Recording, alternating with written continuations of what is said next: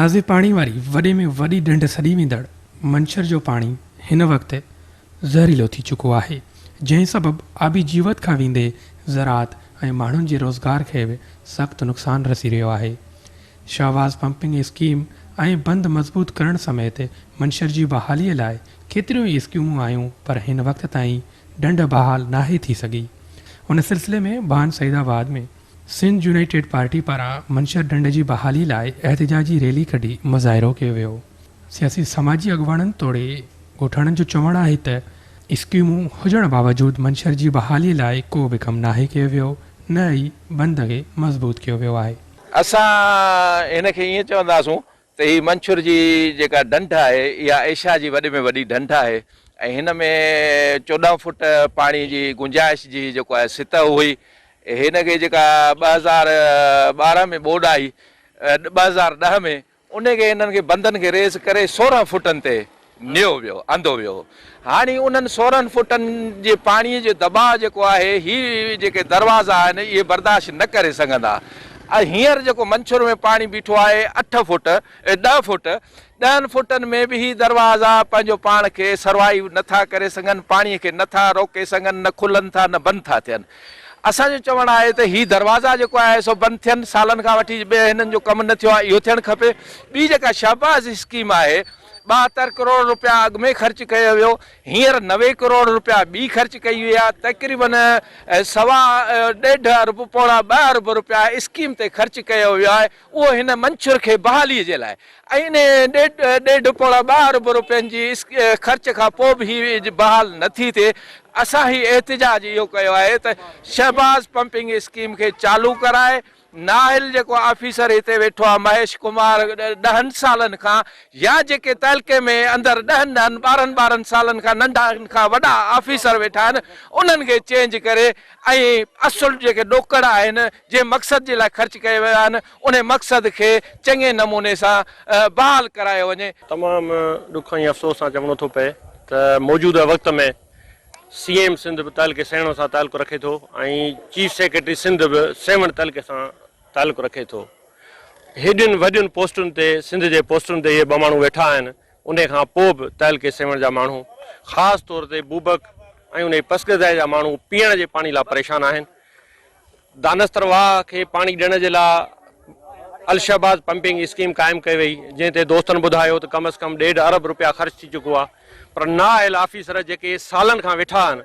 उहे करप्शन कनि पिया ऐं उहे पैसा खाइनि पिया ऐं उन स्कीम खे फेल कनि पिया। उते तक़रीबन 16 मोटर रखियल आहिनि, जेकॾहिं उन्हनि मां 8 मोटर बि मुसलसल हलाया वञनि त दानस्तरवाह जे ज़रिए मंछर ताईं पाणी पहुची सघे थो, पीअण जो पाणीअ जो मसइलो हल थी सघे थो। न सिर्फ़ु पर हितां जी जेका ज़रायत आहे, आबादी आहे, उहा बि थी सघे थी ऐं माण्हू ख़ुशहाल थी सघनि था, न त पंहिंजो गुज़र सफ़र करे सघनि था। 70% हितां हिन पाणी न हुअण जे करे आबादी जेका असां माइग्रेट करे वई आहे ऐं झरियुनि ते जेको सो मुख़्तलिफ़ वञनि था, माण्हू पाणी भरे अचनि था, पैसनि ते वठनि था, तमामु वॾी मुश्किल सूरत हाल आहे। ऐं ख़ुदा रा अर्ज़ु कंदुसि CM सिंध खे ऐं चीफ सेक्रेटरी सिंध खे त हेॾां पंहिंजनि माण्हुनि ते तवजो ॾियनि, हितां पाण वोट वठनि था, ऐवाननि ताईं पहुचनि था। संदुनि जो इख़लाक़ी ऐं इंसानी फ़र्ज़ु थिए थो त उतां जे माण्हुनि जी सार लहनि ऐं बुनियादी सहूलियतूं उन्हनि खे ॾियनि मुहैया करे। उहो जाइज़ पंहिंजा हक़ घुरनि था ऐं उहे जाइज़ हक़ हुननि खे ॾिना वञनि। 62 RD जा दरवाज़ा जेके ज़बून आहिनि, ख़तमु आहिनि, उहे तब्दील कया वञनि ऐं अलशहबाज़ स्कीम खे हर सूरत में बहाल ऐं फ़ाल कयो वञे त जीअं हितां जा माण्हू रही सघनि इलाइक़े में। अॼु हिते कठे थिया आहियूं, दोस्त सभु टोटल कठे थिया आहियूं। हीअ असांजो मसइलो न आहे सियासत जो, SUP जो मसइलो न आहे, रुॻो एशिया जी ढंढ आहे। हिते परे परे खां माण्हू सैर करणु अचनि था। हीअ असुल में MNA बि हितां जो, MPA बि हितां जो, चीफ सेक्रेटरी बि हितां जो, मसइले जो हल पिनण न आहे। 12,000 इमरान जा मिलिया आधा ठीकु आहे, 4,000 बेनज़ीर जा मिलिया ठीकु आहे। असुल में हितां जा जेके वॾा ज़मींदार आहिनि, सरदार आहिनि, उन्हनि खे ई CM सिंध पलियो वेठो आहे। CM सिंध पलियो वेठो आहे। जेकॾहिं उहे सरदार पंहिंजी रुॻो ईमानदारी ते अची बीह रहनि त मंछर बहाल थी वेंदो। हीअ अंग्रेज़नि खां वठी दरवाज़ा लॻल आहिनि, उन्हनि जी खामखा जेको आहे रिपेयरिंग कयो हलियो वञनि, दरवाज़ा ख़तमु आहिनि, मंछर खे तबाह करणु चाहिनि था। हेॾा डेम ठहियो आहे जेको आहे गाज डेम, उहो डेम जो पाणी बि हिन में न ईंदो, दरिया जो पाणी बि न छॾींदा। स्कीम ठाही अथनि, उन जा बि पैसा, मंछर जो उहो पाणी बि मिठो न पवे। असुल में ही तेल कंपनियूं आयूं आहिनि हिकिड़ियूं उन्हनि ज़मीनूं आसिफ शाह ख़रीद करणु शुरू करे ॾिनियूं आहिनि 10,000 12,000 5,000 एकड़ जेका आबादी लाइक़ु आहे पाण करे थो बाक़ी कंपनियुनि खे ॾियणु चाहे थो मंशूर में ही खार पाणी में न रहंदो इहो मां तव्हांखे ॿुधाए छॾियां ही हिननि जी हिकिड़ी चाल आहे हिकिड़ो ढोंग आहे मंशूर मां हथ गॾी विया आहिनि मंशूर मां वोट कढनि था पिनण ते मजबूर माण्हुनि खे कयो अथनि ऐं तबाही जे किनारे ते मंशूर खे कयो अथनि ऐं वक़्तन तौरु हिन मंशूर ते एहतजाज बि कराया आहिनि अहम इशुनि ते ऐं असांजो अॼु 2 एजेंडा हुआ हिकिड़ो दानस्तर जा दरवाज़ा ही 94 में जीअं नवां पिया आहिनि ॿियो ॿोॾ थी 94 में साईं अब्दुल्ला शाह जी गवर्नमेंट ही साईं अब्दुल्ला शाह CM सिंध हो CM सिंध अब्दुल्ला शाह जे दौर में जीअं ई ठहिया आहिनि पोइ रिपेयर ते ज़ोर पैसा बजट मंज़ूर करे रिपेयर कराईंदा आया आहिनि हे 3 चकर धमाको ॾेई चुका आहिनि उन्हनि खे रिपेयर करे आख़िरी हद इन ताईं पुगाइनि जो तव्हां ॾिसी सघो था लकड़ा कटा ऐं हिन खे पन असां विझी हिननि खे रोकण लाइ असां पंहिंजे पाण तहत कयूं था ACN जेको महेश कुमार आहे उते अची बीही वरी माण्हुनि जो लगाम ॾिसंदो भॼी थो वञे असांखां ऐं इंतिहाई जो करप्ट माण्हू आहे हिनखे हटायो ईमानदार हिते इंजीनियर ACN मुक़ररु कया वञनि जेको असांखे दरवाज़ा बि बदिली करे नवां हणी ॾियनि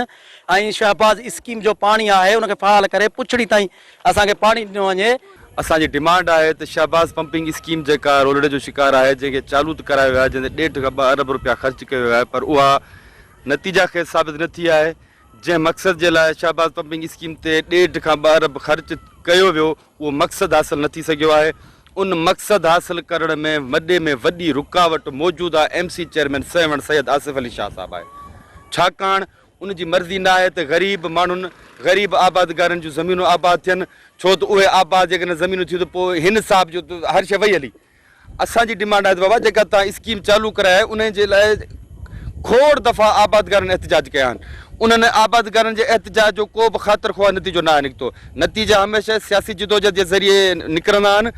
ऐं आसिफ शाह अली साहिबु इहो चाहे थो त जेके ग़रीब माण्हू आहिनि उहे पंहिंजूं ज़मीनूं भुॻड़नि मुड़नि ते मूंखे खपाए ॾियनि जीअं पोइ मां स्कीम इहा चालू करायां असां डिमांड था कयूं त इहा चालू कराई वञे इहा स्कीम ऐं उन सां गॾु वॾो कारण उहा करप्शन जेको ACN महेश कुमार साहिबु आहे उहा करप्शन करे थो उन करप्शन जे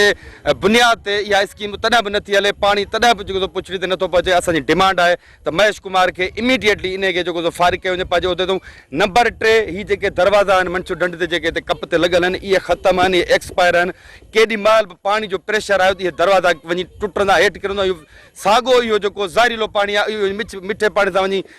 मिंगल अप थींदो मिक्स थींदो ऐं उहो पाणी ज़हरीलो थींदो असांजी डिमांड आहे त इहे दरवाज़ा बि तब्दील कया वञनि ऐं इंशाअल्लाह ताला असां 11 जुलाई ते इंडस हाईवे ब्लॉक कंदासीं ऐं उन सां गॾु जेका शहबाज़ पंपिंग स्कीम आहे असां उन जे बि साइट ते बीही करे असां पंहिंजो एहतजाज रिकॉर्ड करे 3 डिमांड्स आहिनि अकरम साईं असांजूं नंबर 1 जेका शहबाज़ स्कीम आहे उन जी सस्टेनेबिलिटी खे मेंटेन कयो वञे पाणी टेल ताईं पहुचे जिते असां वेठा आहियूं नंबर 2 त जेको ही दरवाज़ा आहिनि मंशूर जे दानस्तर जा इहे सफ़ा कमज़ोर आहिनि थोरो प्रेशर वधियो त हीउ ज़हरीलो पाणी दानस्तर में हलियो वेंदो वरी साॻियो माण्हुनि जूं ज़मीनूं ख़राबु थींदियूं नंबर 3 त इन सॼी शइ जो जेको रेस्पॉन्सिबल आहे तव्हांजो एग्जीक्यूटिव इंजीनियर महेश कुमार आहे जेको बाअसरनि जे जेको आहे सो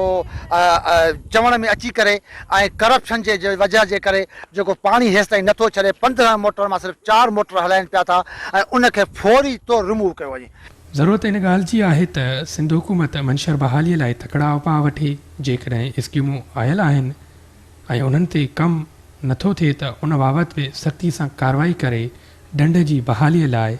संजीदगीअ सां कमु कयो वञे